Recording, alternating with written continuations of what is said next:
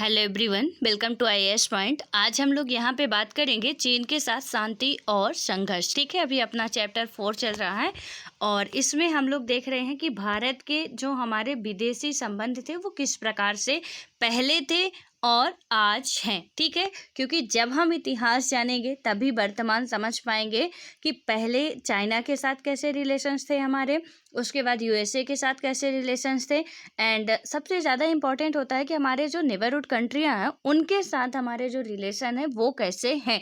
क्योंकि देखिए, जब भी हम डेवलपमेंट करने की बात करते हैं या कुछ भी, तो उनका यदि रिलेशन अच्छा है तो कहीं ना कहीं हम शांतिपूर्वक अपना विकास कर लेते हैं। और यदि ये है कि उनसे हमारे रिश्ते ख़राब हैं तो वो कहीं ना कहीं टांग अड़ाते ही रहते हैं अपनी और काम में बाधा डालते ही रहते हैं। हालांकि कर तो कुछ नहीं पाते हैं, बट ये है कि जो भी काम एक महीने में होना था उनकी वजह से वो 2 साल 3 साल बाद ही हो पाता है। तो इस तरीके की सिचुएशंस पैदा कर देते हैं। ठीक है, तो इसलिए हम ये सारी चीज़ें देख रहे हैं यहाँ पे कि किस तरीके से है। और मैंने आपको सिलेबस में बताया भी था कि आपका 17 से लेके जो यूनिट 17 है आपकी, उससे लेके आपका 20 तक का क्या है, इंटरनेशनल रिलेशन की बात की गई है। ठीक है, इंटरनेशनल रिलेशन में हमें यही सारी चीज़ें देखनी है कि किस तरीके से हमारे पड़ोसी देशों के साथ संबंध थे या अदर कंट्रियों के साथ कैसे हमारे रिलेशंस थे। जैसे यूएसए हो गया, कनाडा हो गया, या दक्षिण अमेरिका की हम बात करते हैं या यूरोपीय कंट्री की बात करते हैं तो उनसे रिलेशन हमारे कैसे। देखिए, कभी कभी आपने युद्धाभ्यास वगैरह सुना होगा कि भारत किसी अदर मतलब इस कंट्री के साथ युद्धाभ्यास कर रहा है, श्रीलंका के साथ कर रहा है, पाकिस्तान के साथ कर रहा है, या तो बात करें हम कि अरब कंट्रियों के साथ कर रहा है तो क्यों कर रहा है। ठीक है, इन सब की वजह को हम लोग जानने की कोशिश करेंगे और यहाँ पे ये सारी चीज़ें हमें बिल्कुल अच्छे तरीके से जो भी इसका बेस है वो समझ में आ जाएगा। तो यदि हम बात करें कि चीन के साथ शांति और संघर्ष किस तरीके से था, तो सबसे पहले मैं इसका थोड़ा सा आपका पहले की बातें समझा दूँ कि देखिए पहले, हालांकि डेली मैं समझा रही हूँ, ठीक है, जो रेगुलर देख रहे होंगे उनको बहुत अच्छी तरीके से पता भी होगा कि किस तरीके से जो कोल्ड वर्ल्ड वार होता है उसके बाद से दो जो गुट थे वो अलग अलग उसमें अस्तित्व में आते हैं। उसके बाद से सोवियत संघ का कैसे खात्मा होता है, लेकिन उससे पहले सोवियत संघ के खात्मा होने से पहले कैसे ये था हर कंट्रियों के साथ कि आपको या तो सोवियत संघ में मिलना है या यूएसए में मिलना है। लेकिन इंडिया ने क्या किया था, नेहरू जी उसमें उनकी इम्पोर्टेंस भूमिका थी, तो उन्होंने किया था कि हम भैया गुटनिरपेक्ष आंदोलन ही बना डाले थे कुछ और लोग मिलके कि हम किसी में नहीं शामिल होंगे। ठीक है, तो इसकी हमने बात की। इससे पहले ही ये गुटनिरपेक्षता की जो बात आई है यहाँ पे ये पूरा आपको दिखाया गया। ठीक है, कि इसकी नीति अपनाते हैं क्योंकि भारत किसी में शामिल नहीं होना चाह रहा था और नहीं भी हुआ है। हालांकि 1971 में हमने सोवियत संघ से हेल्प ली थी जब बांग्लादेश के साथ युद्ध हुआ था, लेकिन उसकी भी हमने अब दलील दी थी कि मतलब क्या था कि हमें हेल्प चाहिए थी, बाकी हम इसमें मिले नहीं हैं। ठीक है, तो डायरेक्टली कहो या इनडायरेक्टली कहो, ये तो कहीं ना कहीं अमेरिका को हो गया था कि ये सोवियत संघ से मित्रता के लिए आगे हाथ बढ़ा रहे हैं। और इसी वजह से कई कारण थे, जिनमें से एक कारण ये भी आप मान सकते हो जिसकी वजह से यूएसए के साथ हमारा रिलेशन पहले से बेहतर नहीं था। यानी कि इसके हम इतिहास में जाएं तब भी हमारा यूएसए से संबंध अच्छे नहीं थे। ठीक है, तो अब इसमें हम देखेंगे कि चीन के साथ सबसे पहले नेबरहुड जितनी भी कंट्री है उनकी बात कर लें कि चीन के साथ कैसे शांति और संघर्ष है। तो देखिए, इसमें क्या हुआ था कि पाकिस्तान के साथ अपने संबंधों के विपरीत आज़ाद भारत ने चीन के साथ अपने रिश्तों की शुरुआत बड़े दोस्ताना ढंग से की। यानी कि चीन के साथ क्या हुआ था कि हमारा जो रिश्ता शुरू हुआ था वो काफ़ी अच्छा था। और चीनी क्रांति होती है, कब होती है चीनी क्रांति, 1949 में हुई थी। और इस क्रांति के बाद भारत चीन की कम्युनिस्ट सरकार को मान्यता देने वाले पहले देशों में से एक था। यानी कि जो कम्युनिस्ट पार्टी चल रही वहाँ पे उसको मान्यता देने वाला भारत, अलग जितनी कंट्रियाँ दी थी उनमें से भारत भी एक था। और पश्चिमी प्रभुत्व के चंगुल से निकलने वाले इस देश को लेकर नेहरू के हृदय में गहरे भाव थे और उन्होंने अंतर्राष्ट्रीय फलक पर इस सरकार की मदद भी की। और नेहरू के कुछ योगियों मसलन सरदार वल्लभ भाई पटेल जी को आशंका थी कि आगामी दिनों में चीन भारत पर चढ़ाई कर सकता है। देखिए नेहरू उनके बहुत बड़े सपोर्टर थे, क्योंकि जो सिचुएशंस आज है ना वो पहले नहीं थी। क्योंकि हम अभी मैंने क्या बताया कि यूएसए के रिलेशन हमारे पहले अच्छे नहीं थे, बट अभी थोड़ा ठीक ठाक है। ये नहीं कह सकते कि अच्छे हैं, बट ठीक ठाक है अभी। लेकिन वहीं पे हम देखें कि चाइना के साथ आप देख रहे हो कि पहले रिश्ते हमारे कैसे थे, तो काफ़ी अच्छे मित्रतापूर्वक थे। लेकिन पटेल जी को ऐसा लग रहा था कि आप कम्युनिस्ट पार्टी तो यहाँ पे मान्यता इनको दे रहे हो, लेकिन कहीं ना कहीं ये आगे चल के हमारे लिए ही खतरा बनने वाली है। और इसके बाद क्या हुआ कि आगामी दिनों में ये भारत पे चढ़ाई कर सकता था, ऐसा किसका मानना था? जो आपके लौह पुरुष सरदार वल्लभ भाई पटेल जी हैं, उनको ये थोड़ा आशंका हो रही थी। लेकिन क्या हुआ कि नेहरू जी सोच रहे थे कि भारत पर चीन के आक्रमण की संभावना दूर दूर तक नहीं है। नेहरू जी इस मतलब भूल भुलक्कड़ में बैठे हुए थे कि चाइना कभी भारत पे आक्रमण तो कर नहीं सकता है, क्योंकि ऐसा नहीं था कि चाइना में औपनिवेशिक सत्ता नहीं थी। तो उसने सोचा कि इसकी तो इतनी औकात नहीं कि भारत पे आक्रमण करेगा। लेकिन क्या हुआ यहाँ पे कि बहुत दिनों से भारत की चीन से लगती सीमा पर सेना के बजाय अर्धसैनिक बल रखवाली कर रहे थे। यहाँ पे क्या हुआ कि जो चीन से आपको पता होगा कि पूर्वोत्तर भारत की कुछ सीमाएं चीन से साझा करती हैं। उसके बाद हमारा जो उत्तर भारत है उसकी भी कुछ सीमाएं चीन के साथ लगती हैं। तो यहाँ से देखिए कि ये आपका, यदि मैं भारत की बात करूँ, यहाँ से ये वाला एरिया आपका चाइना के साथ लगा, क्योंकि यहाँ भूटान हो गया, ये नेपाल हो गया। लेकिन इधर का जो है ये चाइना के साथ अपना सीमा साझा करता, और यहाँ से ये जम्मू कश्मीर वाला, ये उत्तर भारत वाला एरिया क्या करता, चाइना के साथ बॉर्डर साझा करता है। तो देखिए क्या हुआ कि इनको क्या लग रहा था, नेहरू जी तो बैठे थे कि ऐसा कुछ करेगा नहीं, वो कतई नहीं करने वाला। कम्युनिस्ट पार्टी तो आ चुकी थी, और जब एक ही की सत्ता होती है, आज भी चल रही है, तो फिर आप समझ सकते कैसे दिक्कत आती है। और इसमें क्या कर रहे थे, अर्धसैनिक बल रखवाली कर रहे थे, यानी बीएसएफ वगैरह यहाँ पे रखवाली कर रहे थे। अब होता क्या है कि शांतिपूर्ण सह अस्तित्व के 5 सिद्धांतों यानी कि पंचशील की घोषणा भारत के प्रधानमंत्री नेहरू और चीन के प्रमुख चाउ एन लाई ने संयुक्त रूप से 29 अप्रैल 1954 में की। किसकी घोषणा की थी उन्होंने? पंचशील सिद्धांतों की घोषणा की थी। ये पंचशील सिद्धांत ये सब बातें करते हैं कि हम आक्रमण नहीं करेंगे, मतलब काफ़ी अच्छे तरीके से दोस्तानापूर्ण संबंध रखेंगे। और ये 5 बातें मतलब कई तरीके की हैं जो कि इसमें बात की जाती है पंचशील में, ठीक है। तो इसमें क्या हुआ कि इन दोनों ने तो ऐसा कर लिया 29 अप्रैल 1954 को। लेकिन क्या हुआ कि दोनों देशों के बीच मजबूत संबंध की दिशा में यह एक अगला कदम था, और भारत और चीन के नेता एक दूसरे के देश का दौरा करते थे और उनके स्वागत में बड़ी भीड़ जुटती थी। पहले देखिए कितना अच्छा था ना, चाइना हमारा बहुत बड़ा दुश्मन बना हुआ है। पहले दोनों की मतलब सुबह नाश्ता यहाँ हो रहा, रात को डिनर वहाँ होगा, चाइना में होगा। इस तरीके की यहाँ पे हालत थी कि मतलब काफ़ी अच्छा, ऐसा कहने का है कि काफ़ी अच्छे इसके रिलेशंस थे हमारे चाइना के साथ। बट क्या हुआ, अभी देखिए सरदार वल्लभ भाई पटेल जी को जो आशंका बन चुकी थी, तो आपने सुना होगा कि बिना आग लगे कभी धुआं नहीं निकलता है। तो उन्हें कुछ ऐसा प्रतीत हो रहा था कि ऐसा कुछ है, तभी उन्होंने ये वर्ड इस्तेमाल किया था कि कहीं ना कहीं ये हमारे लिए फ्यूचर में खतरा पैदा करेगा। और हुआ ही, चीन का आक्रमण हो जाता है 1962 में। 1954 में हमने पंचशील सिद्धांत की बात की, पंचशील की हमने घोषणा कर दी कि हम बहुत अच्छी तरीके से शांतिपूर्वक रहेंगे। लेकिन क्या हुआ कि 1962 में वहीं पे आपको देखने को मिल जाएगा कि चीन के साथ भारत के इस दोस्ताना रिश्ते में 2 कारणों से खटास आ गई थी। ये 2 मेजर कारण आपको पता है, क्योंकि कभी भी जब भी हमारे यदि अपने निजी संबंधों की बात भी किया जाए तो रिश्ते में खटास कैसे आती है, कहीं ना कहीं हमें थोड़ा बहुत डाउट होने लगता है या शंका पैदा होने लगती है, या जो हम डिमांड करते हैं किसी व्यक्ति से वो नहीं फुलफिल हो पाती है, तो वहाँ पे क्या होता है, कहीं ना कहीं हमारे मन में उसके प्रति घृणा या थोड़ा सा मतलब गुस्सा वाला भाव उत्पन्न होने लगता है कि ये इंसान अच्छा नहीं है हमारे लिए, ठीक है। तो यही हुआ, क्योंकि अचानक से ऐसा नहीं था कि चाइना हमारे ऊपर हमला कर दिया या कुछ भी। इसकी वजह क्या बनी थी, और भारत के ऊपर भी देखिए कि क्या वजह बनी थी। हुआ क्या था कि चीन ने 1950 में तिब्बत पर कब्जा कर लिया। कहाँ पे? तिब्बत पर कब्जा किया, ठीक है।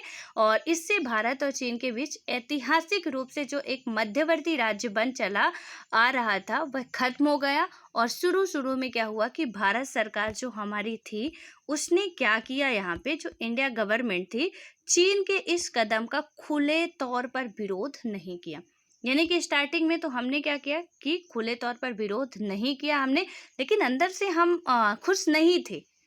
अभी देखिए आप अपनी निजी लाइफ से ही लीजिए कि किसी से हमको प्रॉब्लम्स होती है, कोई दोस्त ही है हमारा तो हमें उससे प्रॉब्लम्स होती है, अचानक से हम उससे खुश नहीं है फिर भी नहीं कह पाते हैं।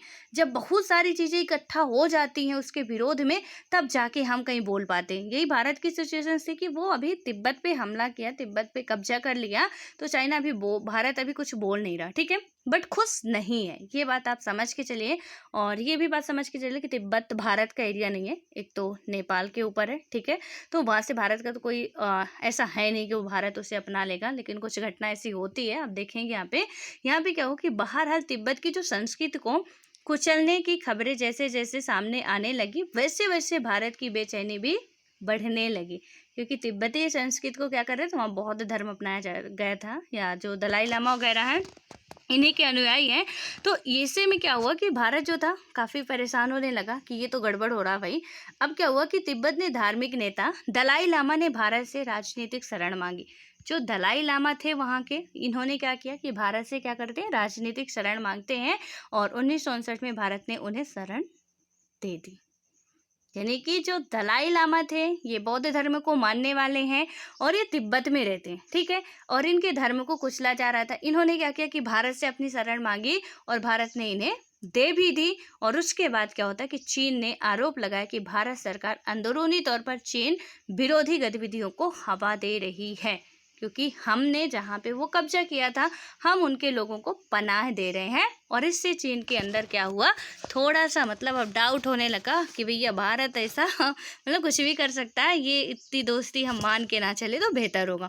अब इससे क्या हुआ कि कुछ दिनों पहले भारत और चीन के बीच एक सीमा विवाद भी उठ खड़ा होता है। यहाँ पे अभी एक कारण तो दलाई लामा वाला मैटर बन गया, तिब्बत वाला, ठीक है, लेकिन दूसरा कारण क्या होता है कि सीमा विवाद भी उत्पन्न हुआ।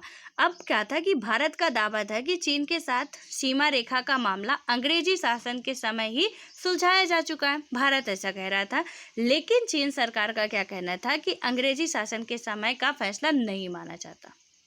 इसने क्या कह दिया, साफ मना कर दिया कि जो अंग्रेजों ने फैसला करके गए हैं हम उससे नहीं मानेंगे। अब जब नहीं मानेंगे तो भैया दिक्कत तो है। और मुख्य विवाद कब हुआ कि चीन से लगी जो लंबी सीमा रेखा के पश्चिमी और पूर्वी छोर के बारे में था। अभी मैंने जो बताया ना कि पूर्वोत्तर भारत में सीमा लग रही थी, चाइना की लग रही है, जो आपका अरुणाचल प्रदेश वगैरह है, उसके बाद उत्तर भारत में हमारी चाइना के साथ बॉर्डर साझा करता है इंडिया, ठीक है। अब इन दोनों में मेन विवाद आ चुका था। और यहाँ पे क्या हुआ कि चीन ने भारतीय भू क्षेत्र में पड़ने वाले 2 इलाकों यानी कि जम्मू कश्मीर के लद्दाख वाले हिस्से के अक्साई चीन और अरुणाचल प्रदेश के अधिकांश हिस्सों पर अपना अधिकार जता लिया। आज भी न्यूज़ में आता रहता है कि चाइना ने अरुणाचल प्रदेश के इस इलाके में अपना गांव बना लिया, उसमें अपना घर बसा दिया। तो ये सिचुएशन मतलब इसमें थोड़ा सा ये हो गया कि एक तो हमने उसे शरण दी, ये घटना बनी, दूसरा चाइना अब हम पे मतलब फालतू का इधर उधर आके अपना सीमा बढ़ा रहा, इससे भी कहीं ना कहीं दिक्कत आई। और इसके बाद क्या होता है कि अरुणाचल प्रदेश को उस समय नेफा या उत्तर पूर्वी सीमांत कहा जाता था। थोड़ा ये बात भी याद रखिए, कई बार क्वेश्चन में पूछा गया है, ठीक है।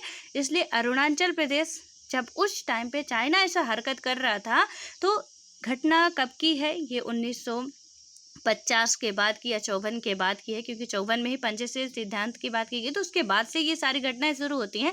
और 1962 में जब युद्ध भी होता है तो उस टाइम पे अरुणाचल प्रदेश को नेफा या उत्तर पूर्वी सीमांत कहा जाता था, ठीक है। और यहाँ पे क्या हुआ कि 1957 से 1959 के बीच चीन ने अक्साई चीन इलाके पर कब्जा कर लिया और इस इलाके में उन्होंने रणनीतिक बढ़त हासिल करने के लिए एक सड़क बना दी। ये देखिए मतलब हद होती है। और इन्होंने तो क्या कर दी, एक तो अक्साई चीन इलाके पर ये कब्जा कर लेते हैं, ठीक है। इधर जो हमारा जम्मू कश्मीर वाला है ना, ये वाला पार्ट है, इधर तो पीओके वाला आ गया और इधर ये अक्साई चीन आ गया, लद्दाख का आधा एरिया अक्साई चीन में आता है, ठीक है। इन्होंने अपना कब्जा कर लिया। अब इसके बाद क्या होता है, कब्जा तो किया भैया, ठीक है, सड़क भी बना डाली इन्होंने, और दोनों देशों के शीर्ष नेताओं के बीच लंबी लंबी चर्चाएं और बातचीत चली, लेकिन इसके बावजूद मतभेद को सुलझाया नहीं जा सका और दोनों देशों की सेनाओं के बीच सीमा पर कई बार झड़प हो ही गई। ठीक है, अब इसके बाद क्या हुआ कि जब लंबी लंबी बातें करने से तो कुछ होता नहीं है कि आप बहुत लंबी लंबी झाड़ लेते हो उससे कुछ हो जाएगा।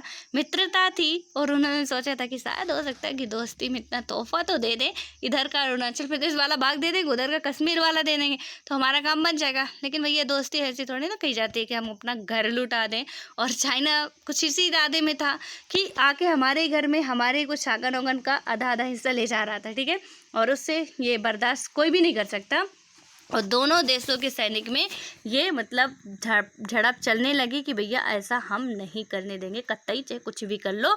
और इसके बाद क्या हुआ कि समकालीन विश्व की जो राजनीति है वहाँ पे हमने क्यूबा मिसाइल संकट जो से कोल्ड वर्ल्ड वार के समय हमने पढ़ा था, तो उसमें आपने देखा था कि वहाँ पे क्या हुआ था, जो शीत युद्ध था, क्यूबा मिसाइल संकट, और यहाँ पे जो विवेक का इस्तेमाल किया गया था रूसी प्रमुख के द्वारा वो काफ़ी अच्छा था। और इसमें क्या किया गया कि आपको इस घटना यहाँ पे बहुत अच्छे तरीके से याद भी होगी, और जिस समय पूरे विश्व का ध्यान दो महाशक्तियों की तनातनी से पैदा इस संकट की तरफ लगा हुआ था, ठीक उसी समय चीन ने 1962 के अक्टूबर में दोनों विवादित क्षेत्रों पर बड़ी तेजी से तथा व्यापक स्तर पर हमला किया। वहाँ विश्व पे घटना चल रही है, ठीक है, पूरे वर्ल्ड पे ही घटना चल रही है कि तृतीय युद्ध होने वाला। किसी की नज़र अभी इन छोटे छोटे राष्ट्रों पे नहीं है। चाइना इतना बड़ा नहीं था पहले, ये भी आपको याद रखना कि इतना बड़ा वो नहीं था, इतना डेवलप नहीं था। लेकिन इसके बाद क्या हुआ, किसी की भी ऐसी नज़र नहीं थी। लेकिन क्या हुआ, ये छुटकू बड़े दिमाग वाले होते हैं। ठीक है, इन्होंने क्या किया कि जब नज़र तो है नहीं किसी की, भारत थोड़ा अपना कुछ ज़्यादा उछल रहा, इन्होंने क्या किया, आक्रमण कर दिया। अब इनके जो था कि कोई अभी ध्यान देगा नहीं, और ठीक उसी समय चीन ने 1962 में अक्टूबर में विवादित क्षेत्रों पर बहुत तेज़ी से ये हमला कर दिया कि कोई हमारा कुछ नहीं कर पाएगा। हालांकि हम हार चुके थे। पहला जो हमला था 1 हफ्ते तक चला, और इस दौरान क्या हुआ कि चीनी सेना ने अरुणाचल प्रदेश के कुछ महत्वपूर्ण इलाकों पर कब्जा कर लिया। जो पहला हमारा चाइना के साथ युद्ध चला वो 1 हफ्ते तक चला 1962 में ही, और इसने क्या किया कि अरुणाचल प्रदेश वाले इलाके में इन्होंने कब्जा कर लिया। और हमले का जो अगला दौर नवंबर महीने में शुरू हुआ, और लद्दाख में लगे पश्चिमी मोर्चा था, तो भारतीय सेना ने चीन की बढ़त को रोकी, लेकिन पूर्व में चीन सेना आगे बढ़ते हुए असम के मैदानी हिस्सों के प्रवेश द्वार तक पहुंच चुकी थी, क्योंकि ये इधर से भी हमला कर रहे थे, उधर से भी कर रहे थे, पूर्वोत्तर भारत में भी आके अपनी पैठ जमा रहे थे और उत्तर भारत में भी जमा रहे थे। तो उधर अरुणाचल प्रदेश से असम तक ये आ चुके थे, इधर लद्दाख वाले एरिया में तो कर ही रहे थे। और आखिरकार क्या होता फाइनली कि यहाँ पे चीन ने एक तरफा युद्ध विराम घोषित किया, और चीन की सेनाएं उस मुकाम पर लौट गई जहाँ वे हमले से पहले के वक्त में तैनात थी। यानी कि इतना कुछ हासिल करने के बाद वो फाइनली क्या होती हैं कि युद्ध विराम देते हैं, और उसके बाद अपने अपने रास्ते पे, अपने अपने जगह पे जहाँ पे वो थी वहीं पे पहुंच जाती हैं। अभी गलवान वैली पे भी जो हमला हुआ था वो भी है, वो फिंगर 8 है। ठीक है, 8 फिंगर है वहाँ पे, फिंगर 8 के नाम से ही जाना जाता है। अपने कश्मीर का जो एरिया है कुछ हिमालयी एरिया है, उसमें से क्या मतलब वो हिमालय के स्ट्रक्चर ऐसे बना हुआ है कि तो यहाँ पे ना 3-4 के बीच में इंडिया कह रहा है कि आप इसके अंदर मत आओ, वो कह रहा है कि आप इसके अंदर मत आओ, और दोनों की सेनाएं आगे आगे बढ़ रही है। और इससे क्या हुआ था कि हमला हुआ था सियाचिन वाले पार्ट में, जहाँ पे गलवान वैली का जो ये था, और 2020 में इससे क्वेश्चन भी आया था। तो इसलिए आपको ये सारी चीज़ें याद रखनी है। ठीक है, अब क्या होता है कि चीन ने क्या किया कि चीन युद्ध से भारत की छवि को देश और विदेश दोनों ही जगह से धक्का लगा, यानी कि देश से भी और विदेशों से भी। एक तो रिश्ते अच्छे थे चाइना के साथ, अचानक से हमारे रिश्तों में खटास आ चुकी थी, और विश्व में तो आपको पता ही है कि क्या स्थितियां चल रही थी। और इस संकट से उभरने के लिए भारत को अमेरिका और ब्रिटेन दोनों से सैन्य मदद की गुहार लगानी पड़ी, और सोवियत संघ इस संकट की मतलब घड़ी में तटस्थ बना रहा, और चीन युद्ध से भारतीय राष्ट्रीय स्वाभिमान को चोट पहुंची। लेकिन इसके साथ क्या हुआ कि साथ साथ राष्ट्रीय भावना भी बलवती नियुक्ति हुई और प्रमुख यहाँ पे कुछ प्रमुख सैन्य कमांडरों ने क्या किया था, या तो इस्तीफा दे दिया या अवकाश ग्रहण कर लिया। और नेहरू जी ने क्या किया था कि नजदीकी सहयोगी और तत्कालीन रक्षा मंत्री B.K. कृष्ण मेनन को भी मंत्रिमंडल छोड़ना पड़ा और नेहरू की छवि भी थोड़ी धूमिल हो गई। यानी चाइना जो हुआ था उस टाइम पे, आपको बताना एक क्वेश्चन है आपके लिए कि कौन सा 5 ईयर प्लान चल रहा था। मैंने आपको बताया था 5 ईयर प्लान जो पढ़ाए थे मैंने, हालांकि मैं पूरा नहीं पढ़ाई थी, आपको बोली थी कि पढ़ लेना, बट जहाँ तक पढ़ाई थी वहीं के अंदर का पूछ रही हो कि उस टाइप पे कौन सा 5 ईयर प्लान था और हमारा टारगेट जितना था, और इन सब वजहों के कारण हम क्या कर पाए थे, उसे अचीव नहीं कर पाए थे। तो कई सारे वजह थे, 2-3 वजह थे अचीव ना कर पाने के, जिनमें से एक था आपका चाइना और भारत का युद्ध। तो प्लीज़ बताइएगा कि वो कौन सी पंचवर्षीय योजना थी जब ये ऐसी घटनाएं हुई थी। और यहाँ पे देखिए कि जो आपके रक्षा मंत्री थे वो भी इस्तीफा दे रहे थे, कुछ सैन्य कमांडो थे वो भी इस्तीफा दे देते हैं। अब इससे क्या हुआ कि चीन के इरादों को और समय रहते ना भांप सकने और सैन्य तैयारी ना कर पाने को लेकर नेहरू की बड़ी आलोचना हुई और पहली बार क्या हुआ कि उनकी सरकार के खिलाफ अविश्वास प्रस्ताव लगाया गया और लोकसभा में इस पर बहस हुई। और इसके तुरंत बाद कांग्रेस ने कुछ महत्वपूर्ण उपचुनावों में पटखनी खाई और देश की राजनीतिक मानस बदलने लगा। देखिए घटना कहाँ से शुरू हुई थी, आके कहाँ पहुँच गई। क्योंकि सरदार पटेल जी पहले कह चुके थे कि भैया सचेत हो जाओ, ये छुटकू ना किसी के होते नहीं है। तो इसने मतलब नेहरू जी ने हमारे क्या थे कि उनको तो भरोसा था कि चाइना ऐसा कुछ करेगा नहीं और ऐसा कुछ करेगा नहीं, इसीलिए इनकी आलोचना हुई। लेकिन इससे देखिए ट्विस्ट कहाँ पे आता है कि 5 ईयर प्लान में जो था वो आपका तो थोड़ा सा हम अचीव नहीं कर पाए, वो ठीक है, इकोनॉमिकली काफ़ी वीक हुए हैं, वो ठीक है, बट आती सिचुएशन फाइनली कहाँ पे है कि राजनेता क्या कर रहे थे, क्यों मतलब दोस्ती कर रहे थे, तो दोस्तों के बारे में इतना भी नहीं समझ पाए कि कब गद्दारी कर जाएगा। और पहले से ही हम अपनी सैन्य शक्ति जो थी वो बेहतर क्यों नहीं बनाए थे, और यही सब लोग आलोचना करते रहे। और इसी के चलते क्या हुआ, देखिए घटना कहाँ पे आ गई कि राजनीतिक आलोचना हुई और देश में क्या हुआ कि राजनीतिक जो मानस था वो बदलने लगा था। यानी कि अभी जो कांग्रेस का दौर चल रहा था, कहीं ना कहीं अभी पूरे तरीके से लोगों का भरोसा खत्म नहीं हुआ था, भरोसा बना हुआ था। बट अभी देखिए ये स्टार्टिंग है, स्टार्टिंग हो रही है कि अब यहाँ से विपक्षी पार्टियों का बहुत अच्छे तरीके से उदय होगा। ठीक है, अभी तो थी विपक्षी पार्टियां, बट बेचारी वही थी कि 300 में 16, 485 में वो 16 वोट पा रही है, मतलब 16 सीटें पा रही हैं, तो क्या है। ठीक है, लेकिन अब धीरे धीरे उनका भी कहीं ना कहीं अब नाम आएगा। और इसके बाद क्या हुआ कि भारत चीन संघर्ष का असर विपक्षी दलों पर भी हुआ और इस युद्ध और चीन सोवियत के संघ के बीच बढ़ते मतभेद से भारतीय कम्युनिस्ट पार्टी यानी कि बकपा के अंदर बड़ी उठापटक मची और सोवियत संघ का पक्षधर खेमा बकपा में ही रहा और उसने क्या किया कि कांग्रेस के साथ नज़दीकी बढ़ाई। और जो दूसरा खेमा यहाँ पे था कि कुछ समय के लिए चीन के पक्षधर रहा और यह खेमा था कांग्रेस के साथ किसी भी तरह की नज़दीकी के खिलाफ था कि हम कांग्रेस से किसी भी तरीके के रिश्ते नहीं बनाएंगे। दोनों ही पार्टी हमारे ही इंडिया की थी और एक तो था सोवियत संघ के उसमें और एक था चाइना के कि चाइना बेचारा बहुत अच्छा कर रहा है, हम ही गलत कर रहे हैं, और ये कांग्रेस में नहीं शामिल थे। ठीक है, उसके बाद क्या हुआ कि भारतीय कम्युनिस्ट पार्टी 1964 में टूट गई और इस पार्टी के भीतर जो खेमा चीन का पक्षधर था उसने मार्क्सवादी भारतीय कम्युनिस्ट पार्टी यानी कि CPIM मकपा बनाई और चीन युद्ध के क्रम में मकपा के कई नेताओं को चीन का पक्ष लेने के आरोप में गिरफ्तार कर लिया गया था। ठीक है, ये नेता बहुत खुलेआम उछल रहे थे कि चाइना बहुत अच्छा है, ऐसा वैसा, तो इनको क्या कर लिया गया था, गिरफ्तार कर लिया गया था। क्योंकि पहले कम्युनिस्ट पार्टी थी, बाद में क्या बनाया गया, मार्क्सवादी भारतीय कम्युनिस्ट पार्टी बनाई गई यानी कि CPIM। तो इससे क्या हुआ कि लोगों के अंदर जो भी था, जो राष्ट्र भावना कहीं ना कहीं ये उसे आघात पहुंचा रहे थे और इसी वजह से इनके कई लीडर्स को गिरफ्तार कर लिया जाता है।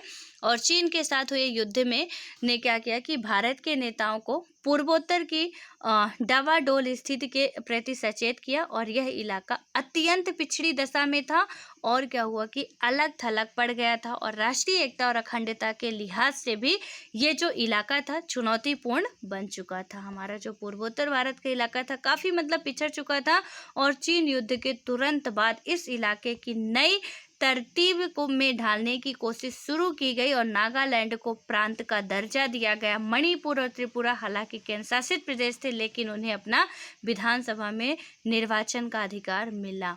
पहले नागालैंड को क्या किया गया, प्रांत का दर्जा दिया गया। उसके बाद क्या किया गया, मणिपुर त्रिपुरा जो था वो एक यूनियन टेरिटरीज थी, ठीक है, इसको याद रखना, केंद्र शासित प्रदेश था। लेकिन उसके बाद क्या किया कि इनमें विधानसभाओं के निर्वाचन का अधिकार दे दिया गया था।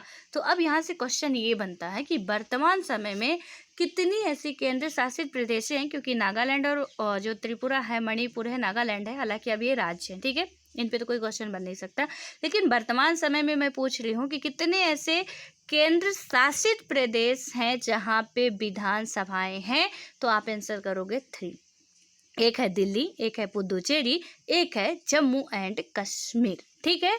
तो आपकी 3 ही ऐसी यूटी हैं या कहे केंद्र शासित प्रदेश है जहाँ पे खुद की उनकी विधानसभाएं हैं, और वो 3 आपको याद रखना, क्योंकि अभी जम्मू कश्मीर केंद्र शासित प्रदेश है और लद्दाख एक अलग केंद्र शासित प्रदेश है, तो लद्दाख में नहीं है बट जम्मू कश्मीर में है। और कभी क्वेश्चन पूछा जाए कि सबसे बड़ा वर्तमान समय में केंद्र शासित प्रदेश कौन सा है, तो आप आंसर क्या करोगे, आप आंसर करोगे लद्दाख, ठीक है। पहले आप जो भी करते रहे होंगे उसे छोड़ दीजिएगा, क्योंकि वर्तमान समय में लद्दाख हो चुका है, इसलिए इसको भी आपको ध्यान रखना है। अब आगे आता है यहाँ पे कि हमने तो शुरुआत कर दी थी अच्छे तरीके से कि अब उन पे सुधार करेंगे। अब देखते हैं कि पाकिस्तान के साथ क्या क्या घटना। तो चाइना का तो हम लोग समझ चुके हैं कि किस तरीके से घटनाएं घटी। देखिए, याद रखिएगा कि चाइना का युद्ध कब होता है, 1962 में होता है। कुछ जो फैक्ट है आप लिख लीजिए, यहीं पे नोट कर लीजिए मेरे साथ ही। तो चाइना का जो युद्ध हुआ हमारा कब हुआ, 1962 में, ठीक है। कहाँ कहाँ था, अभी अरुणाचल प्रदेश, असम तक आते हैं ये लोग, और इधर जम्मू कश्मीर यानी कि अक्साई चीन जो लद्दाख वाला एरिया, ठीक है, इस पे ये यहाँ तक हमला करते हैं। उसके बाद जो सिचुएशंस आती है, नेक्स्ट आपका टॉपिक जो आएगा वो ये आएगा कि यहाँ पे किस 5 ईयर प्लान के तहत किया गया था। तो 3rd 5 ईयर प्लान उस टाइम पे लॉन्च किया गया था, और उसी टाइम पे ये हो जाता है आपका चाइना का और भारत का युद्ध हो जाता है, ठीक है। तो इन कुछ बातों को आपको याद रखनी है। और किस किस के बीच पंचशील की घोषणा की गई थी या पंचशील सिद्धांत अपनाया गया था, तो कौन कौन से राष्ट्र थे, तो वो था आपका भारत था और चीन था, ठीक है। इसको आपको याद रखना है। एंड पंचशील घोषणा में क्या क्या बातें कही गई थी ये मुझे आज याद नहीं है, मैं आपको कल इसका सर्च करके बताऊंगी, ठीक है, कि पंचशील में क्या क्या बातें कही गई थी। बस इतना मान के चलिए कि काफ़ी अच्छी अच्छी बातें कही गई थी कि हम मित्रतापूर्वक रहेंगे, अच्छे से रहेंगे, कभी विवाद नहीं करेंगे, अपना आयत निर्यात काफ़ी अच्छे तरीके से चलेगा। बट फिर वो होता नहीं है। देख रहे हो आप कि 1954 में वो 1962 में ये लोग युद्ध कर देते हैं। घटना क्या क्या बनी थी, एक तो तिब्बत दलाई लामा वाला घटना बनी, और उसके बाद क्या बना कि ये सीमा पे बढ़त अपना बनाने लगे थे, और इन दोनों ही घटनाएं जो है इसके युद्ध का कारण बनती हैं, इसको आपको याद रखना है। अब उसके बाद आते हैं पाकिस्तान के साथ युद्ध और शांति कि पाकिस्तान ये भी हमारा पड़ोसी देश ही है। और एक स्टेटमेंट है यहाँ पे, बहुत दमदार स्टेटमेंट है कि एक बार क्या हुआ था कि इन्होंने क्या था, जब 1999 में शायद युद्ध हुआ था इसका हमारा जो कारगिल का हुआ था, वहाँ पे अटल बिहारी वाजपेयी जी थे, ठीक है। जब ये जाते हैं, कई सारी संधियाँ वगैरह होती हैं, सब कुछ होता है, लेकिन मान नहीं रहे थे ये लोग। तो उन्होंने क्या किया था कि एक स्टेटमेंट कहा था कि पाकिस्तानियों ने कहा कि कश्मीर बिना हमारा क्या है, पाकिस्तान अधूरा है। ऐसा स्टेटमेंट किसका था, पाकिस्तानियों का था। हमारे यहाँ के जो लीडर थे उन्होंने क्या कहा कि यदि तुम्हारा कश्मीर बिना पाकिस्तान अधूरा है तो याद रखना कि पाकिस्तान बिना हमारा भारत अधूरा है। तो बच के रहना कि तुम कश्मीर लेने की कोशिश करोगे तो कहीं ऐसा ना हो कि हम पूरा पाकिस्तान ही भारत में मिला लें।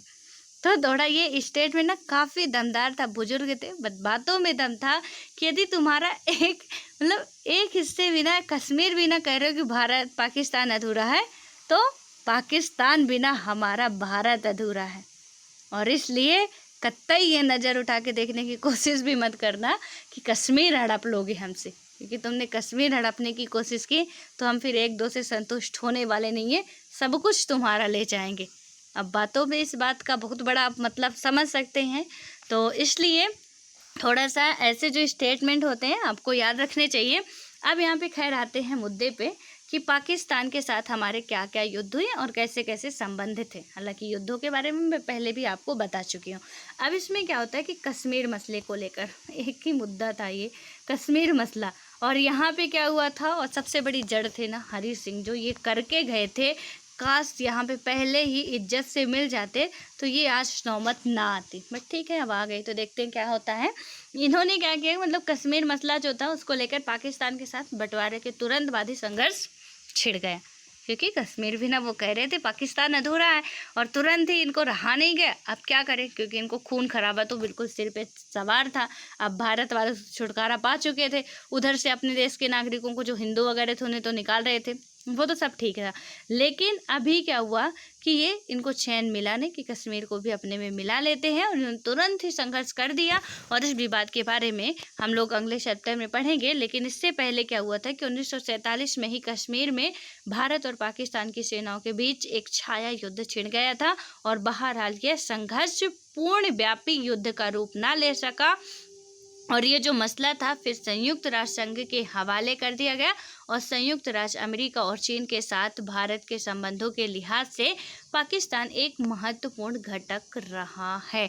उस टाइम पे यूएसए जो था पाकिस्तान का बहुत बड़ा मित्र था। आपको पता होगा कि यूएसए से हमारे रिश्ते गड़बड़ क्यों हुए थे, क्योंकि हमने गुट निरपेक्षता बना लिया था। लेकिन ये मतलब कहाँ से धोखा, हद होती है यार किसी चीज़ की भी। और पाकिस्तान ने क्या किया, जैसे ही इससे पता चला कि हम गुट निरपेक्ष बना रहे हैं तो इसने अपना भला बुरा नहीं देखा, जाके अमेरिका में मिल गया।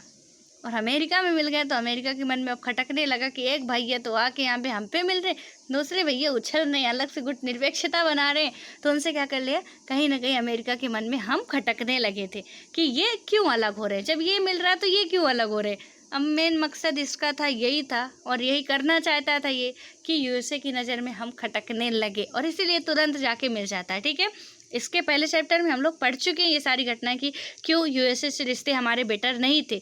अब क्या हुआ यहाँ पे कि चाइना भी आज भी इसका पापा बना हुआ है। ठीक है, और उसके बाद क्या हुआ कि कश्मीर के सवाल पर हुए संघर्ष के बावजूद भारत और पाकिस्तान की सरकारों के बीच सहयोग संबंध कायम हुए, और दोनों सरकारों ने क्या किया कि मिलजुल कर प्रयास किया कि बंटवारे के समय जो महिलाएं अपहत हुई थी उन्हें अपने परिवार के पास वापस लौटाया जा सके। और विश्व बैंक की मध्यस्थता से नदी जल में हिस्सेदारी को लेकर चला आ रहा एक लंबा विवाद सुलझा लिया गया। और नेहरू, यहाँ पे बात करेंगे कि नेहरू और जनरल अयूब खान ने सिंधु नदी जल संधि 1960 पर इन्होंने हस्ताक्षर कर दिया, और भारत पाक संबंधों में नरमा नरमी के बावजूद इस संधि पर ठीक ठाक अमल होता रहा। यदि कि भारत और पाकिस्तान के देखिए 1960 में क्या हुआ था कि जल विवाद हुआ, और इसमें क्या हुआ ये घटना याद रखिएगा, क्वेश्चन पूछे जाते हैं कि ये जो सिंधु नदी जल संधि कब हुई थी, 1960 में हुई थी। किस किस देश के बीच हुई थी, भारत और पाकिस्तान के बीच हुई थी। कि कौन कौन सी नदियाँ थी, सिंधु नदी और उसकी अन्य सहायक नदी। आपको पता है कि सिंधु नदी और सिंधु नदी की जितनी भी ट्रिब्यूटरी हैं वो सारी की सारी पाकिस्तान में सिंधु से मिलती हैं। ठीक है, पंचनद सारी नदियाँ मिलती हैं एक जगह पे, और वो पंचनद बन के उसके बाद पंचनद जाके सिंधु पे मिलती हैं। अभी मैं लोकेशन आपको बताऊं यदि, तो ये मान लीजिए कि आपकी हो गई इंडस रिवर। ठीक है, ये हो गई हमारी सिंधु नदी। उसके बाद से यहाँ से आपकी निकलेगी झेलम, यहाँ से आपकी आएगी चिनाब, चिनाब में यहाँ से आके मिलेगी रावी, रावी से आके यहाँ पे ये ब्यास मिलती है सतलज से, और सतलज यहाँ से निकलती है। ठीक है, और सतलज आके यहाँ पे पंचनद, ये नदियाँ बनती हैं। और उसके बाद क्या होता है कि ये यहाँ पे आके कहाँ पे मिल जाती हैं, सिंधु नदी में मिल जाती हैं। लेकिन ये सारी नदियों का जो मिलना जुलना चल रहा है ना, यही नदियाँ भारत के अंदर मिलती है। बाकी ये सारी नदियाँ कहाँ पे मिलती हैं, आपकी जाके पाकिस्तान में ही मिलती है। और फाइनली जब सिंधु में मिलती हैं वहाँ पे भी वो पाकिस्तान में ही मिलती हैं। यानी कि ज़्यादा इनका पानी कहाँ का बहाव है, वो पाकिस्तान का। हालांकि ओरिजिन इनका कहाँ से है, ये कहाँ से उद्गमित हुई, तो ये यहाँ से होती है। ठीक है, ये यहाँ से उद्गमित होती है। यहाँ से आपका ये आपको पूरा देखने का मिलेगा कि झेलम है, यहाँ से आपका जो चिनाब रिवर है, उसके बाद से ये रोहतांग दर्रा से रावी, और ब्यास कुंड से ब्यास नदी, इधर से सतलज जो आपका बारालाचा, यहाँ से ये सारी रिवर निकल रही हैं। लेकिन जाके मिल कहाँ रही हैं, यहाँ पे मिल रही हैं। अब दिक्कत थी कि भारत में हमारे कम थी। इंडस रिवर भी हमारे इंडिया में बहुत कम ही बहती है, ठीक है, लद्दाख से होते हुए ऊपर ऊपर निकल जाती है। इसलिए अब सिचुएशन ये बन गई थी कि इनके बीच में विवाद था, क्योंकि निकल तो यहाँ से रहे, हम चाहें तो बंद कर दें, क्या कर लोगे, क्योंकि ये जाएंगे तो इधर से जा रही है ना, तो हम यदि बंद कर दें, कभी विवाद हुआ और हमने बंद कर दिया तो यहाँ को पूरा पानी खत्म हो जाएगा, क्योंकि ऐसी कोई रिवर है नहीं और पाकिस्तान में। तो यदि यहाँ का पानी नहीं गया तो ये पानी तो ख़त्म होने वाला है। इसलिए क्या किया गया कि सबसे पहले तो ये मैटर सुलझाया गया कि ऐसी हरकत ना कर बैठे कोई भी, और ऐसी धमकियाँ ना दे कतई कभी भी। तो इन्होंने क्या कर दिया कि 20% हमें मिलेगा पानी, ये सिंधु नदी जल जो आपका संधि हुई थी इसके तहत 20% पानी इंडिया को मिलेगा, इंडस रिवर का, और 80% पानी जो है वो किसे मिलेगा, पाकिस्तान को मिलेगा। इस 1960 में जो घटना हुई थी उसमें ये बात कही गई थी, ठीक है। और इसमें आज तक भी कई सारे युद्ध हुए, बट अमल चल रहा, मतलब अभी भी हम लोग अच्छे तरीके से अपना रहे हैं। कोई ऐसा नहीं कि हम पानी बंद कर देंगे तुम्हारा, या ऐसा कुछ कर देंगे कि तुम मर जाओगे प्यासे, या पूरा डैम ही छोड़ देंगे कि तुम सारे के सारे बह जाओगे, तो ये सिचुएशंस नहीं आती है। बट आपको याद रखना है कि हमारे पास इतनी पावर है कि हम क्या करें, इसका डैम खोल दें तो फिर पाकिस्तान ही बह जाना है, लेकिन ऐसा करेंगे नहीं, क्योंकि ये संधि हो चुकी है पहले ही। इसमें आपको याद रखना कि कब संधि हुई थी, भारत को कितना % हिस्सा मिला है और पाकिस्तान को कितना %, तो 80% पाकिस्तान को और 20% सिर्फ भारत को मिला इस रिवर का, ठीक है। क्योंकि इस रिवर का आप पूरा लोकेशन मैप में खोल के देखेंगे तो एग्जैक्टली आपको समझ में आ जाएगा। अब आता है यहाँ पे कि दोनों देशों के बीच क्या हुआ कि 1965 में कहीं ज़्यादा गंभीर किस्म के सैन्य संघर्ष की शुरुआत हुई। 1947-48 में तो इन्होंने युद्ध कर दिया, कुछ हद तक ठीक ठाक था, ठीक है, मतलब बच गया, ठीक है। जितना ज़्यादा भयंकर नहीं हुआ, क्योंकि भयंकर होता भी क्या यार, पहले से तो भयंकर चल ही रहा था। 47 में जो आजा मतलब डिवाइडेशन हुआ तो उसमें तो भयंकर चल ही रहा था, तो अभी थोड़ा ठीक था, ठीक है। लेकिन अब क्या हुआ कि 1965 में इनसे तो शांति, मतलब चैन से इनसे बैठा नहीं जा रहा था, और इन्होंने क्या किया कि काफ़ी ज़्यादा लंबा संघर्ष छेड़ दिया। और इसमें भी हम लोग अगले अध्याय में पढ़ेंगे कि उस वक्त क्या था कि लाल बहादुर शास्त्री भारत के प्रधानमंत्री थे 1965 में, क्योंकि नेहरू जी जा चुके थे। अब लाल बहादुर शास्त्री जी क्या हो चुके थे, प्रधानमंत्री हो चुके थे। और 1965 के अप्रैल में पाकिस्तान के गुजरात के कच्छ इलाके के रन में सैनिक हमला हो गया। कहाँ पे हो गया, गुजरात के कच्छ इलाके में।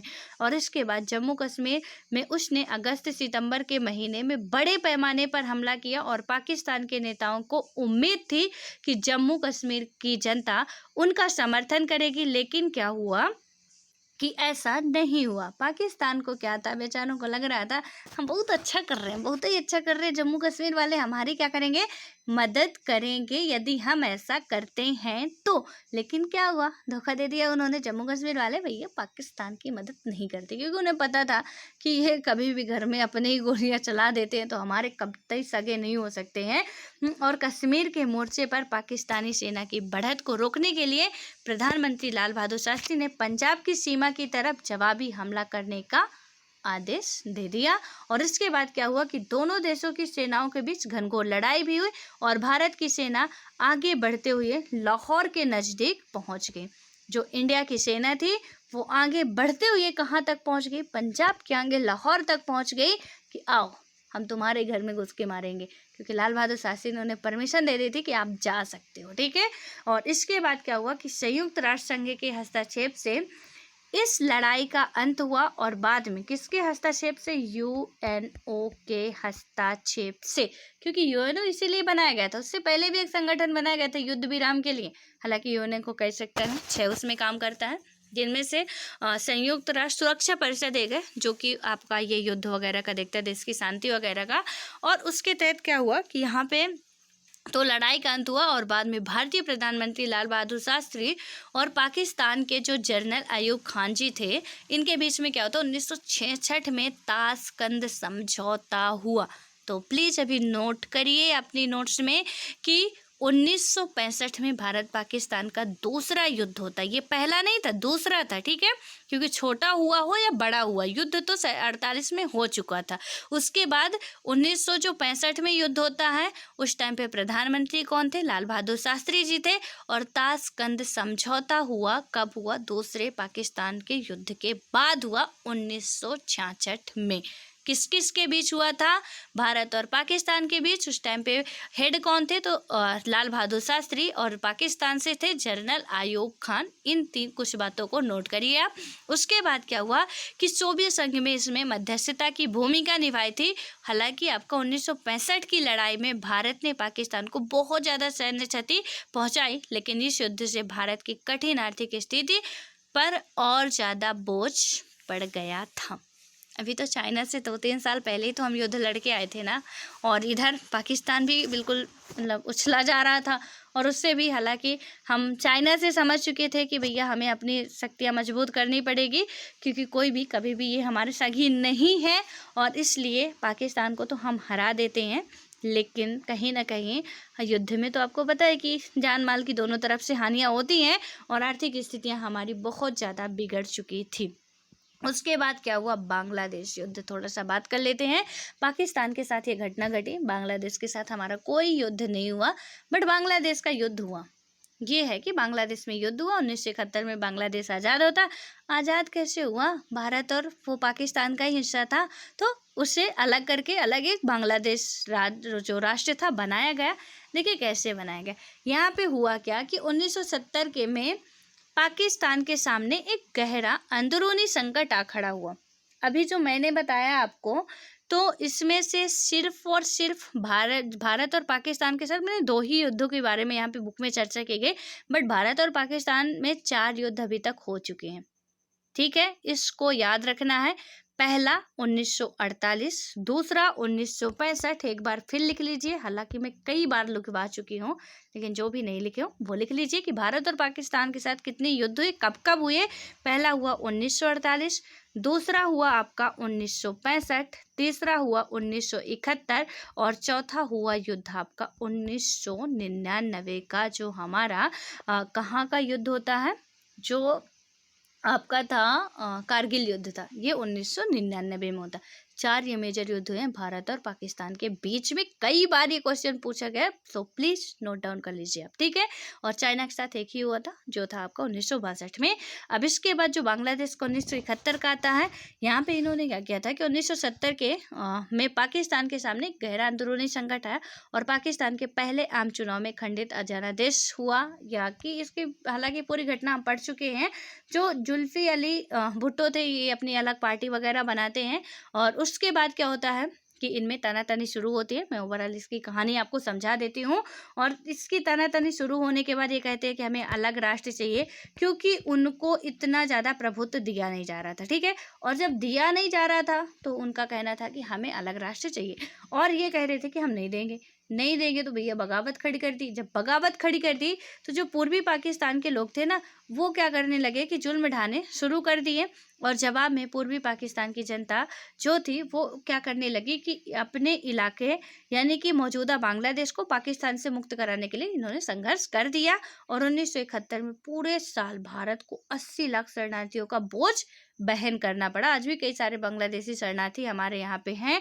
और यहाँ तक सिचुएशन ये बनी है कि असम वाला जो इलाका है, वहाँ पे असम के जो लोग रहते हैं वो अल्पसंख्यक हो चुके हैं, बांग्लादेशी बहुसंख्यक हो चुके हैं। ऐसी घटना भी बन चुकी है। एनआरसी असम में लाया गया था, ठीक है। हम लोग किसी की इतिहास तो जानते नहीं है, किसी की हिस्ट्री पढ़ते नहीं कभी, बस जो भी आया, जो भी कोई एक बोल रहा तो बोल पड़ते हैं। कभी अभी जो बहुत बड़ा सिटीजनशिप अमेंडमेंट आया था ना, आपने देखा होगा कि पता नहीं, लोगों को पता भी नहीं था, फिर भी प्रोटेक्शन करने के लिए निकल चुके थे। और वहाँ पे क्या बोल रहे थे कि मतलब एनआरसी खत्म करो। NRC what? एनआरसी यार, मतलब एनआरसी तो किसी से पूछ लो कि क्या है एनआरसी, लेकिन किसी को नहीं पता कि एनआरसी क्या है, कहाँ पे लागू की गई, क्यों लागू की गई, किस वजह से आई, ये किसी को नहीं पता। एनआरसी मतलब सुन लिया किसी ने कि सिटीजनशिप अमेंडमेंट है तो पूरी इंडिया में एनआरसी लाया जाएगा। अरे तुम इंडिया के हो, क्यों परेशान हो रहे हो? तुम्हारे चाहे एनआरसी लाए, चाहे आरसी लाए, चाहे पारसी लाए, कोई भी मतलब नहीं है ना। लेकिन हम क्या करते हैं, इतिहास न जानते हैं, न पढ़ते हैं, ना उसकी हिस्ट्री समझने की कोशिश करते हैं। बस किसी एक ने कह दिया तो वही भेड़ चल पड़ते हैं। कि हाँ ऐसा है। बहुत से जो प्रोटेक्ट कर रहे थे ना यहाँ पे कि अभी किसान आंदोलन में भी कर रहे हैं, उनका खैर जायज़ है जो भी वो कर रहे हैं, ठीक है, उनके बारे में कुछ बोलना उचित नहीं है। बट जो अभी सिटीजनशिप अमेंडमेंट के बारे में कर रहे थे, ऑब्वियसली हमारा अधिकार है। बट कुछ लोगों से जब पूछा गया कि भैया आप यहाँ पे किस बात का प्रोटेक्ट कर रहे हैं, उन्हें खुद नहीं पता था कि हम कहे का प्रोटेक्ट, बोले कि ये आ रहे तो हम भी आ गए, क्या दिक्कत है। मतलब कोई ये भी नहीं कि हम कर क्यों रहे हैं, किस वजह से कर रहे हैं। और एनआरसी पे भी काफ़ी ज़्यादा लंबा हुआ कि एनआरसी वापस लो। असम में एनआरसी हुआ, 92,000 लोगों को क्या कर दिया गया था कि वहाँ से मान्यता नहीं दी गई थी। और अभी मैंने बताया आपको, पूरी रिपोर्ट वगैरह आप पढ़ेंगे ना तो आपको समझ में आएगा कि एनआरसी में अभी मैंने कहा कि यानी कि असम के लोग कम हैं, बांग्लादेशी ज़्यादा हैं। असम वाले अल्पसंख्यक रह गए हैं और बांग्लादेशी शरणार्थी वहाँ पे बहुत संख्यक हो गए। तो ऑब्वियसली कि 92 क्या लाख हजार भी वहाँ पे निकल जाएंगे, क्योंकि वो वहाँ के नहीं होंगे। तो इसमें क्या है। और असम में एनआरसी लाया गया, वहाँ पे ज़रूरी था ना कि नेशनलाइज जो भी हमारे नेशनल के सिटीजन से उनको पहचानना ज़रूरी है, क्योंकि वो अल्पसंख्यक हो रहे हैं, उन्हें कहीं ना कहीं परेशानियाँ मिल रही हैं, जो गवर्नमेंट के स्कीम्स वगैरह उन्हें नहीं मिल रही। तो इससे तो ये लाना ज़रूरी था। लेकिन वही है कि हम लोग बस समझना नहीं चाहते, उड़ना चाहते हैं, जैसे भी उड़ पाए उड़ लेते हैं। इसके बाद क्या हुआ है कि 80 लाख शरणार्थियों का बोझ वहन करना पड़ा। शरणार्थी जो है भागकर पाकिस्तान से भारत के नज़दीकी इलाकों में शरण लेने लगे। और भारत ने क्या किया कि बांग्लादेश के मुक्ति संग्राम को नैतिक समर्थन की बौद्धिक सहायता दी। और पाकिस्तान ने आरोप लगाया कि भारत उसे तोड़ने की साजिश कर रहा। पाकिस्तान कहा कि भारत उसे तोड़ने की साजिश कर रहा, क्योंकि भारत भी करे क्या यार, जब सभी आप यहाँ पे आ जाए, बेहतर है ना कि हम आपकी हेल्प कर दें। तो आप अपने ही स्टेट, अपने ही राष्ट्र पे रहो और वहीं पे आप अपना सब कुछ देखो। इसके बाद क्या हुआ कि पाकिस्तान को अमेरिका और चीन ने मदद की अच्छे तरीके से। और 1960 के दशक में अमेरिका और चीन के बीच संबंधों की जो सामान्य करने की कोशिश चल रही थी, और इससे एशिया में सत्ता समीकरण नया रूप ले रहा था। और अमेरिकी राष्ट्रपति रिचर्ड निक्सन उस टाइम पे थे। इन्होंने क्या किया कि इनके सलाहकार जो थे हेनरी किसिंजर ने क्या किया कि 1971 के जुलाई में पाकिस्तान होते हुए चुपचाप चीन का दौरा किया। और अमेरिका, पाकिस्तान, चीन की धुरी बनती देख भारत ने इसके जवाब में सोवियत संघ के साथ 1971 में शांति और मित्रता की एक 20 वर्षीय संधि पर दस्तखत किए। देखिए वजह कहाँ पे बनी थी कि तुम चोरी कर रहे हो तो हम खुलेआम क्यों नहीं कर सकते हैं, हम भी तो कर सकते हैं। तो जो चाइना था, अमेरिका था और पाकिस्तान था, भैया एक ही थाली के चट्टे बट्टे बनने जा रहे थे। अब भारत को तो खबर लग चुकी थी कि ये कतई हमारा होने वाला नहीं, क्योंकि तीनों ही दुश्मन मिल रहे थे हमारे। एक तो कट्टर विरोधी चाइना बन चुका था, दूसरे बन चुका था पाकिस्तान, और तीसरे अब सोवियत यूएसए बनने जा रहा था। तो इसमें क्या किया कि हमने अपनी भलाई कहाँ पे देखी कि चुपचाप सोवियत संघ के शरण ले लो जाके, उससे अच्छा आपको कुछ नहीं होगा। और इसमें क्या हुआ कि उन्होंने मित्रता की 20 वर्ष की यहाँ पे जो संधि थी उस पे इन्होंने हस्ताक्षर कर दिया। और संधि से भारत के इस बात का आश्वासन मिला कि हमला होने की सूरत में सोवियत संघ भारत की मदद करेगा। और वो जो ट्रीटी हुई थी वहाँ पे ये इनको कहा गया कि जब भी इसमें हमला होगा तो क्या किया जाएगा, आपकी हेल्प की जाएगी। कौन करेगा, सोवियत संघ करेगा, और करता भी बखूबी करता है। इसके बाद क्या हुआ कि महीनों राजनयिक तनाव और सैन्य तनातनी के बाद 1971 के दिसंबर में भारत और पाकिस्तान के बीच एक पूर्ण व्यापी युद्ध छिड़ गया। चलता ही रहा था और धीरे धीरे उकसाते बहुत ज़्यादा हो गया, मारपीट ज़्यादा लंबी बढ़ गई और युद्ध हो जाता है। और इस युद्ध में क्या हुआ कि लड़ाकू विमानों ने पाकिस्तान के जो थे पंजाब और राजस्थान पर हमला किए, जबकि उसकी सेना ने जम्मू कश्मीर में अपना मोर्चा खोला। और क्या हुआ कि जवाब में भारत ने अपनी वायुसेना, नौसेना और थल सेना के बूते पश्चिमी और पूर्वी मोर्चे से कार्रवाई की। और स्थानीय लोगों के समर्थन और स्वागत के बीच क्या हुआ यहाँ पे कि भारतीय सेना पूर्वी पाकिस्तान में तेजी से आगे बढ़ी। और इस यानी कि 10 दिनों के अंदर भारतीय सेना ने ढाका की 3 तरफ से घेर लिया था। 3 तरफ से 10 दिनों के अंदर भारतीय सेना क्या कर दी, ढाका को घेर ली, जो वर्तमान समय में बांग्लादेश की राजधानी है। और अपने 90,000 सैनिकों के साथ पाकिस्तानी सेना को आत्मसमर्पण करना पड़ा। और बांग्लादेश के रूप में एक स्वतंत्र राष्ट्र के उदय के साथ भारतीय सेना ने अपनी तरफ से एक तरफा युद्ध विराम घोषित कर दिया। और बाद में 3 जुलाई 1972 को इंदिरा गांधी और जुल्फी अली कार भुट्टो के बीच शिमला समझौता हुआ। प्लीज नोट डाउन करिए। ताशकंद समझौता किसके बीच हुआ था? लाल बहादुर शास्त्री के बीच हुआ था। और उसके बाद आपका जो था यहाँ पे जुल्फी अली खान उस टाइम पे नहीं थे, पाकिस्तान के जो लीडर थे उनके बीच में हुआ था। ठीक है, तो 1965 में होता है आपका ताशकंद समझौता। सॉरी, 1965 नहीं, 1966 में होता है। किस किस के बीच होता है? कि लाल बहादुर शास्त्री और यहाँ पे आपके थे जनरल अयूब खान के बीच में होता है। लेकिन सिचुएशन कब बनी? बांग्लादेश में जो सिचुएशन हुई उसके बाद किस किस के बीच में समझौता हुआ और यहाँ पे क्या हुआ? तो आपका याद रखना है कि 3 जुलाई 1972 को, कब? 1971 को युद्ध हुआ। जस्ट एक साल बाद ताशकंद समझौता हुआ था, 65 का 66 में। और इसके बाद 1972 में हुआ। और 1972 इंदिरा गांधी उस टाइम पे प्रधानमंत्री थी। और इनके बीच में क्या हुआ कि इंदिरा गांधी और जो बांग्लादेश के हित थे जुल्फी अली खान भुट्टो के बीच में कौन सा समझौता हो गया भैया? शिमला समझौता हो चुका था। किसके बीच में हुआ चुका था? ये दोनों ही महोदय के नाम याद रखिएगा आप लोग, महोदय महोदया दोनों का नाम याद रखिएगा, सन याद रखिएगा और कौन सा समझौता उसका नाम याद रखिएगा। शिमला कन्वेंशन हुआ कब? बांग्लादेश युद्ध के बाद। अब इसके बाद आता है आपका ये सारी न्यूज़पेपर की कटिंग वगैरह इंपॉर्टेंट रहती है, देखिएगा आप लोग। युद्ध में क्या हुआ कि इस निर्णायक जीत से देश ने उत्साह की लहर दौड़ गई और अधिकांश भारतीय ने इसे गौरव की घड़ी के रूप में देखा और माना कि भारत का जो सैन्य पराक्रम बल हुआ। और अगले अध्याय में हम लोग इंदिरा गांधी के इस वक्त पर क्या हुआ कि भारत की प्रधानमंत्री थी और 1971 की लोकसभा चुनाव में उन्होंने विजय हासिल की। और 1971 की जंग के बाद इंदिरा गांधी की जो लोकप्रियता थी ना भैया, चांद छू रही थी। मतलब चार लग गए इस पे जो इंदिरा गांधी जी थी ना। तभी तो इनको देखिएगा, अभी जो चैप्टर आने वाले बड़े मज़ेदार आने वाले हैं। जब अच्छी खासी राजनीति में घुसेंगे तो तब समझ में आएगा कि इनका क्या क्या क्या रौब चलता था इनका, किसमें तो काफ़ी अच्छे तरीके से पब्लिसिटी हासिल तो ये कर चुकी थी। इसके बाद क्या हुआ?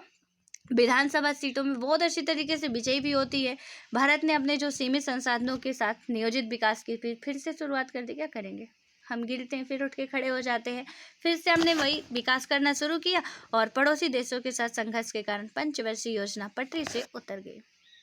5 ईयर प्लान हमारा जो था, मैंने बताया कि फ्लॉप हो चुका था क्योंकि 1962 के बाद भारत को अपने सीमित संसाधनों खासतौर से रक्षा क्षेत्र में लगाने पड़े और भारत को अपने सैन्य ढांचे का आधुनिकीकरण करना पड़ा। 1962 में रक्षा उत्पाद विभाग और 1965 की रक्षा आपूर्ति विभाग की स्थापना हुई।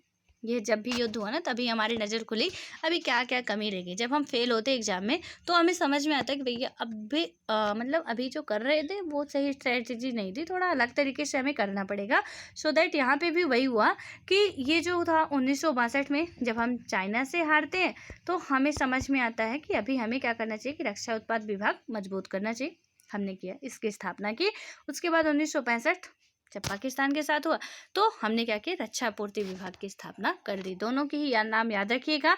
और तीसरी पंचवर्षीय योजना 1961 से 66 तक का असर पड़ा और इसका बाद जो था लगातार एक वर्षीय योजना पर अमल हुआ। और चौथी पंचवर्षीय योजना 1969 में हुई। 66 के बाद 3 साल का गैप किया गया था। ठीक है, याद रखना है आपको।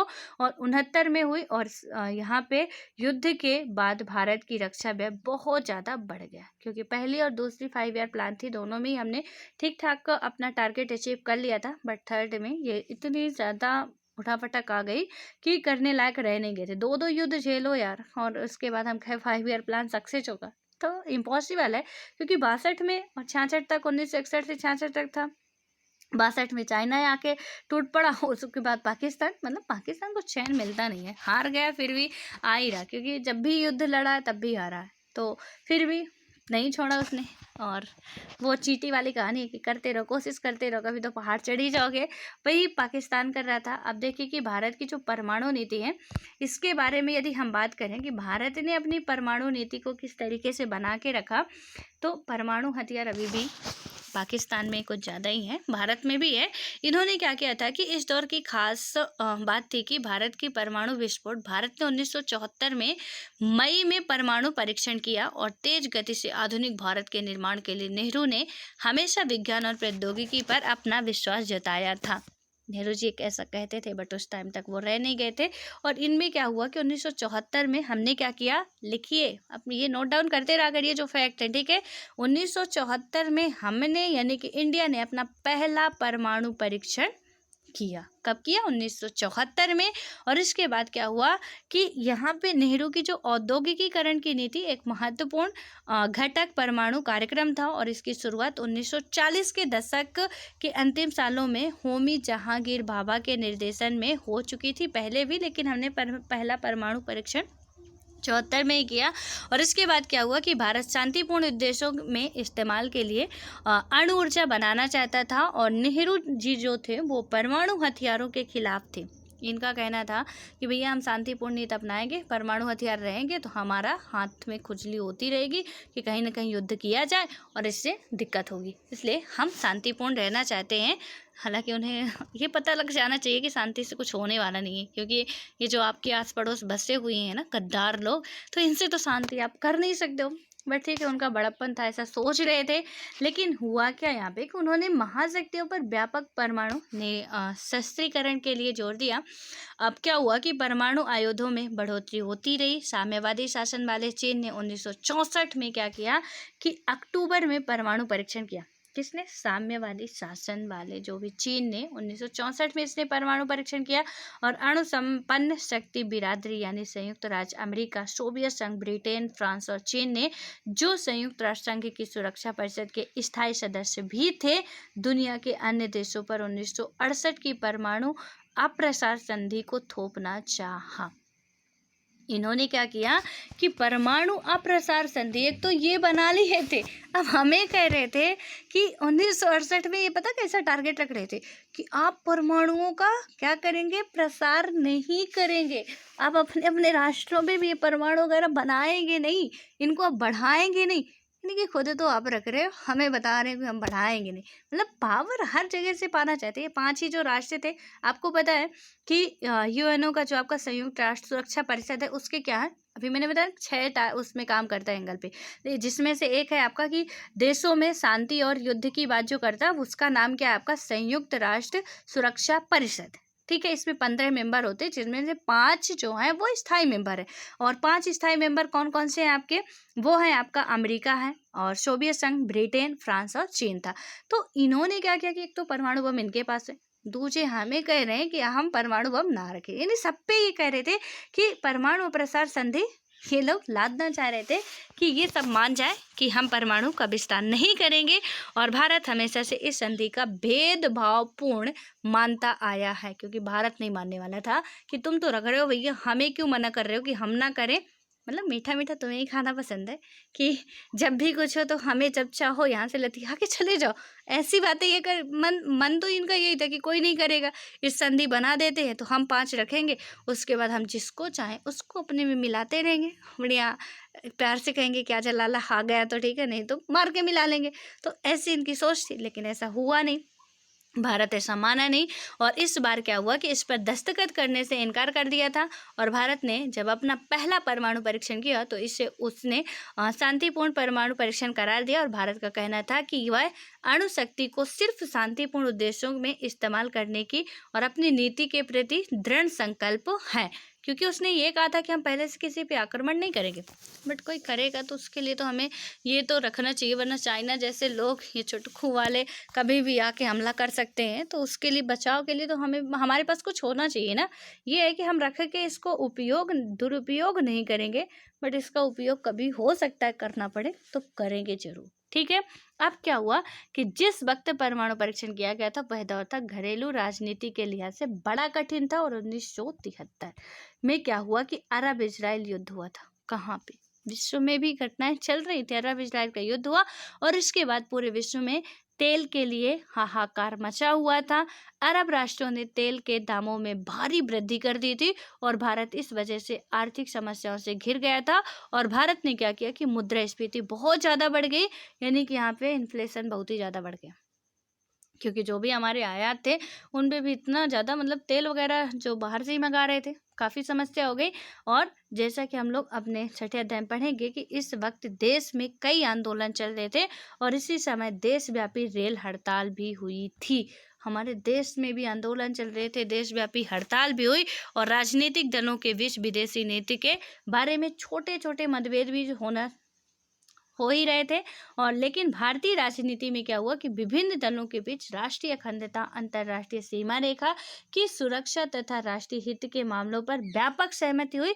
और इस कारण हम देखते हैं कि 1962 से 72 के बीच भारत ने 3 युद्धों का सामना किया। कितने युद्धों का? 3 युद्धों का। कौन कौन से? 1965 पाकिस्तान, 1962 चाइना, 1971 भारत पाकिस्तान। ठीक है, 3 युद्ध हमने देखे। कितने? उन 10 साल के अंदर, 62 से 72 के अंदर हमने इतनी बड़ी मार झेली। और इसके बाद के समय में भी जब समय समय पर कई पार्टियों ने सरकार बनाई, विदेश नीति की भूमिका पार्टी की राजनीति में बड़ी सीमित रही है। क्या करें, यहाँ पे कुछ सिचुएशंस ही ऐसी बन जा रही थी कि चाह कर भी हम आगे बढ़ नहीं पा रहे थे। ठीक है, अब देखिए कि विश्व राजनीति के जो बदलते समीकरण हैं, ये बीच बीच में जितना कुछ लिखा गया है कि भारत का परमाणु कार्यक्रम क्या है, कुछ इनको आप लोगों को स्किप नहीं करना, प्लीज़ पढ़ लेना है। ठीक है, अब इसके बाद हम लोग अपना नेक्स्ट चैप्टर स्टार्ट करेंगे, बट इसको आप लोगों को पढ़ लेना है। PDF आपके पास नहीं हो या बुक इसकी नहीं हो आपके पास, सो हमसे संपर्क करें, मैं आपको बिल्कुल दिलाऊंगी। ठीक है, इसलिए टेंशन नहीं लेना, पढ़ना है पूरा। सो आई होप कि आपको ये समझ में आया होगा इंडिया के कैसे रिलेशन थे। बाकी ये नेपाल वगैरह का तो पहले भी समझ चुके हैं किस तरीके का था। 2 आज भी हमारे दुश्मन बने हुए हैं और कल भी दुश्मन ही थे।